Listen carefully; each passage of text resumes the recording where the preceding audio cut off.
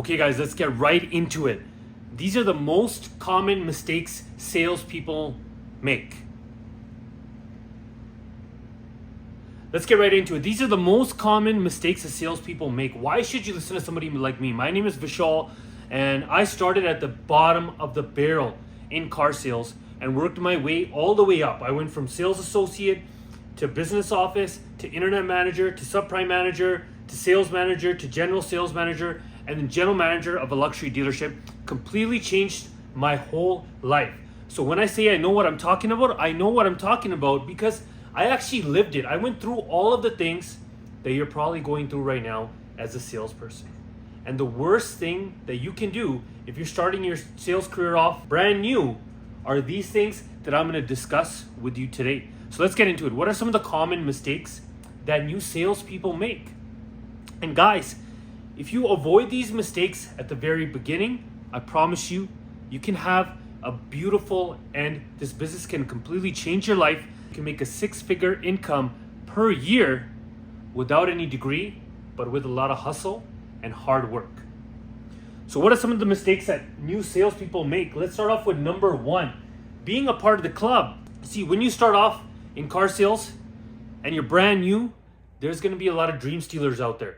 A lot of people that have been in the business a long time and been doing the things the exact same way. I remember when I first started off in car sales and I was new. I didn't know that many people. And I remember seeing these guys, they would always huddle with each other. They like to smoke a lot, especially when I first started out. These guys used to love smoking a lot. They'd be standing outside at the front door. And I would always look at them and I would wonder what it is that they're doing. But you always have this thing inside of you. You always want to feel accepted.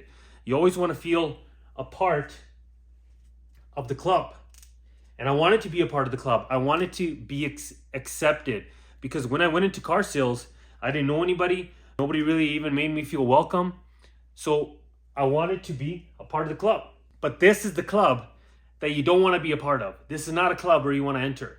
This is a club that you want to avoid like the freaking plague, man. These guys are dream stealers because most of the people that are part of the club, they've been doing this business for a long time and they haven't grown themselves. They haven't worked on themselves.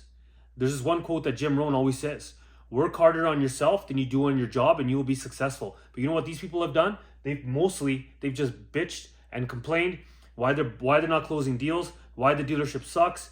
It's a client's mistake. It's your boss's mistake. It's because they don't have the most inventory. These people will steal your dreams before you even begin. So I'm telling you right now, these are the people that you want to avoid. If you sell your first car, they're going to say it's because you got lucky. If you make a big fat check, they're going to say that the person that bought the car off of you, they were a laydown. That anybody can sold them a car. Okay? So no matter what good that you do, these people will always try to bring you down. This is not a club that you want to be a part of. Look, at the end of the day, you started in this business. Why did you start in this business? You're starting in this business not to make friends, but to make money. Listen, should you have a good relationship with all of your colleagues? Of course, you don't want to have a toxic relationship, but are your colleagues going to change your life? Is talking to them and bullshitting with them, spending time by the coffee machine, shooting the shit, is that really going to change your life? You know, your family's at home and you've told them that you're working really hard, but at the end of the day, you're at the dealership just fucking wasting time. That is not a club that you want to be a part of. So if you're brand new, do not be a part of this club. This is not one that you want to join. I hope you got my point. The next one is discount. What new people do is they move forward to discounting. See, what you need to master is how to overcome objections. What you need to master is to build value in your product. Guys, there's this one thing that I learned at the very beginning, okay? If you spend more time with the client at the very beginning, you'll spend a lot less time at the end, Most people that have been in this business for a long time, what they do is they do something like this. Okay? This is how much time they spend getting to know the customer. Getting to know why they need the car. Okay? Getting to know why they came to the dealership. Getting to build rapport with them. Getting to know where they live, what their hobbies are, how many kids they have, are they married, are they divorced? And you know what they do? They end up, this is called the discount zone. Okay? No wonder they have to discount. Because, you know what this shows me?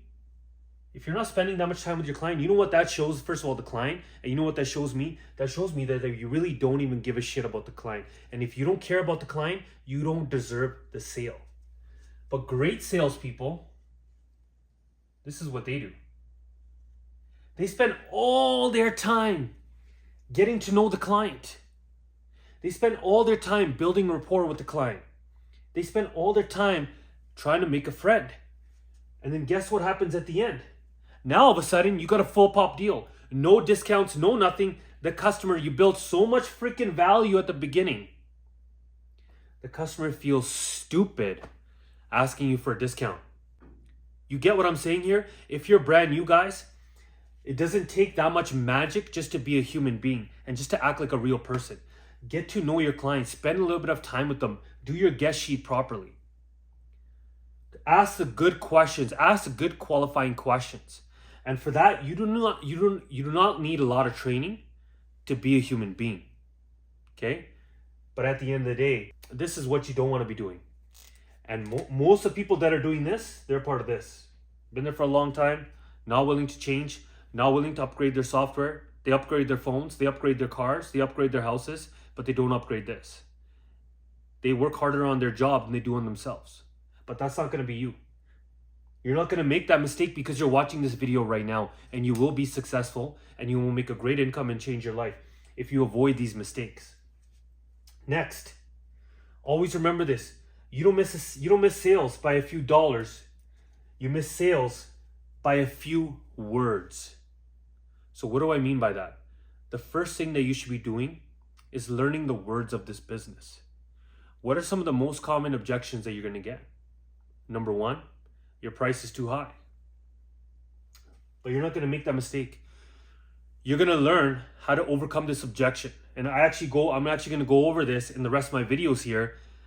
But that's the number one objection that you're going to get. The other objection that you're going to get is I want to think about it. How do you overcome this objection? Most people usually say, what do you want to think about? That is the worst way to overcome that objection. Okay? Remember this. You don't miss sales by a few dollars. Meaning this. Anybody can drop their pants. Anybody can discount a car. But it takes somebody who's trained. It takes somebody who's worked on themselves to sell a car at full price and make a good commission. Make the company money. And that's because they spent the time to learn the right words. What words to use and what words not to use. Okay? Next one. Prejudge. This is my biggest pet peeve, and you will run into this as well. As soon as clients come in, guess what? You've been in this business for 5 days. You already know who's a buyer and who's not just by looking at them. Are you freaking kidding me? You're trying to prejudge somebody just by looking at them. I'm telling you right now, don't make that mistake by prejudging your clients. You treat everybody freaking the same. It doesn't matter what they're wearing. It doesn't matter what they drive in. It doesn't matter what they look like. You treat everybody the same. You give everybody a great presentation. You give everybody a great guest sheet, getting to know your client. You build rapport with every single one. Every single person that walks through that door, you build rapport with them. And every single person, you don't prejudge. If you start prejudging your clients, that is the fastest way to be out of the business. That is the fastest way to lose sales. Because that client might not buy today, but majority of clients that walk through that door, they will buy within 7 days. And you know what? If you do everything that everybody else is doing down the street from you, if you treat your clients the same way everybody else out there is treating them, they're going to treat you the exact same way. But if you're that person that takes your time, builds a killer walk around, builds value, gets to know him, makes a freaking friend, who do you think that guy's going to buy off of? He's going to remember who you were. But to all those other jokers out there that just focused on price, that just dropped their pants, focused on discount, that didn't spend much time with the client, that went straight to here, he's going to remember you because you took the time to get to know him. You took the time to sit down and qualify him. You took the time to build value in the product that you're selling. Tell him about your dealership. Tell him about the car that you're selling. Tell him about the history of the brand that he's going to be buying in the future for him and his family. Never prejudge a client, guys. That is the quickest way for you not to make a commission. I cannot even tell you how many times I've actually thought, and we all make this mistake, that customers weren't going to buy just by the way that they look or what they drove in. But those are the guys usually that have the money to buy, because they're not up to their ears in loans. Okay? And the fifth mistake that every salesperson makes is thinking it's going to be easy. Look, I'm going to end it off with this. Is that this journey that you're about to begin on, if you're a new car salesman, or whether you're listening to this video and you've been in the industry for 20 years, it's not going to be easy. Okay? Making $100,000 income, or 2 or 3 or 4, it's not going to be easy. It's going to require you to work on yourself. Okay? It's going to require for you to learn the words of the business, how to overcome objections. It's going to require you to become a great salesperson. What does it mean to become a great salesperson? You know how to communicate. You know how to read body language. You know the common objections that the customer is going to come up with. You know what it means to give great customer service. And you know your product inside and out. That's what it's going to require. It's going to require you working very, very hard. Okay? It's going to require you to manage your time properly. Okay? Because most people, they go to work, but they don't actually go to work when they get there. They spend time with the club, they spend time bullshitting, and they spend time lying to themselves. Don't be that person. This business can completely change your life if you avoid all of these mistakes and if you're willing to work on yourself harder than you do on your job. Stay tuned for the rest of my video, guys. Make sure you subscribe and like this channel. Take care. I'll catch you later.